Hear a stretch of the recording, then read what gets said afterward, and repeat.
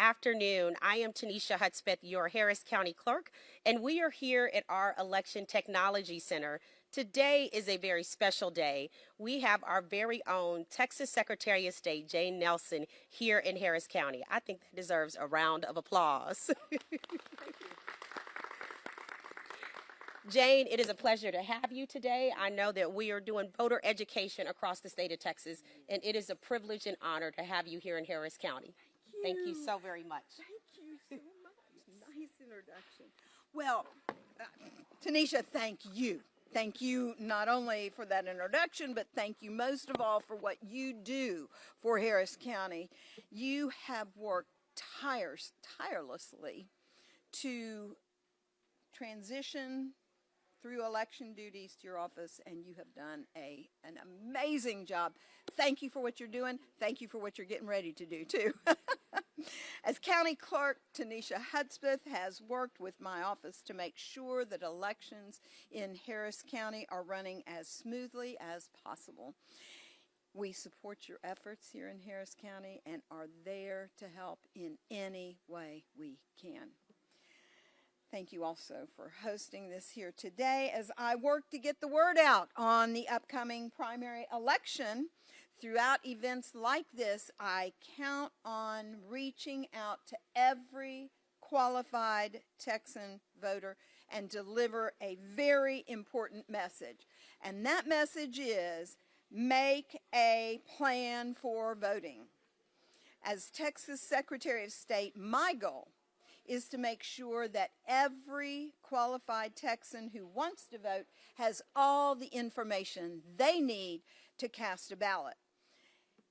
If you remember anything today, I want you to remember this. VoteTexas.gov.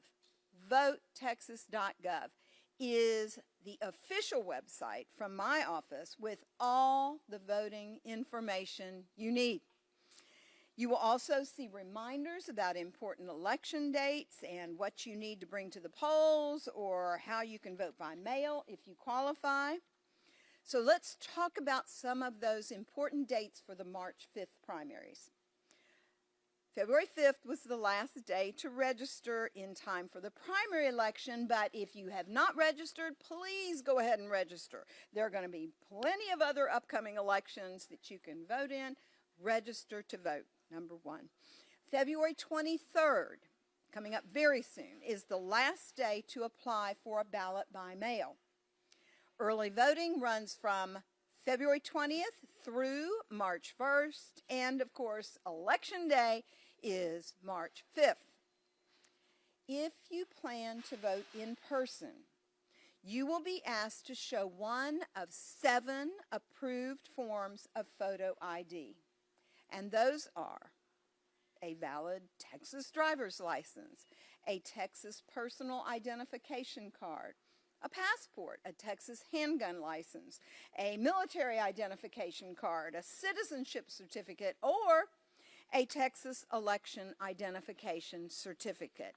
7 different forms of acceptable photo ID. Now, voters who do not possess or cannot reasonably obtain one of those 7 approved forms of photo ID may fill out what we call a reasonable impediment declaration. They can fill that out the polls and present it to present an alternative form of identification like a utility bill or a bank statement or a government check or a voter registration certificate, any of those things. Bring them with you.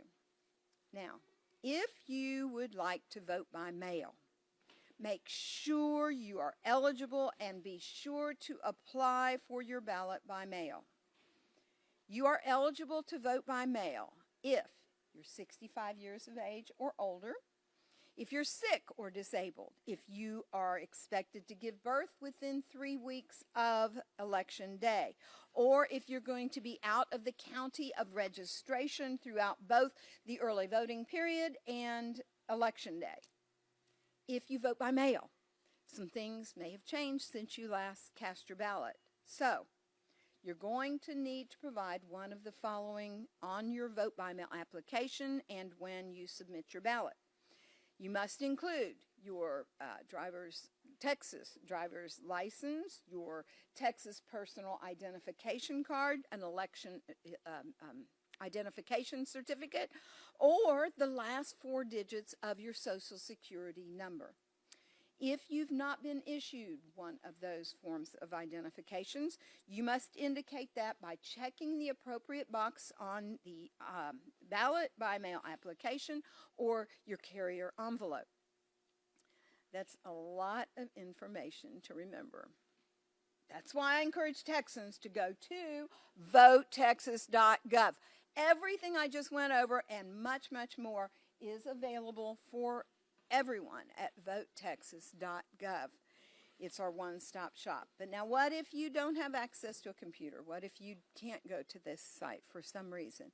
There is a phone number you can call, and that is 1-800-252-VOTE. 1-800-252-VOTE if you don't have internet access or if you need to ask a question. The important thing is to make a plan, not just who you're going to vote for, but also how you will cast your ballot, how you can vote by mail, what pieces of information you need to bring to the polls with you, how you can cast your ballot. I wish that I could personally invite every Texan to my office and make sure they're ready to vote, but that's just not feasible. So I'm counting on you all, on the members of the press, on our paid advertising campaign, and our other Texas citizens to help get this word out. VoteTexas.gov, all the information you need to cast your vote. So, with that, thank you for being here. I'm going to stick around and answer any questions that the press or anybody else may have, but I appreciate your interest. I appreciate you for opening up this wonderful facility. It's by far the largest I've been to on this voter education tour, and thank you for what you and all of our other hardworking people are doing to make sure that our elections are run smoothly and efficiency. Thank you, thank you, thank you. So, thank you all.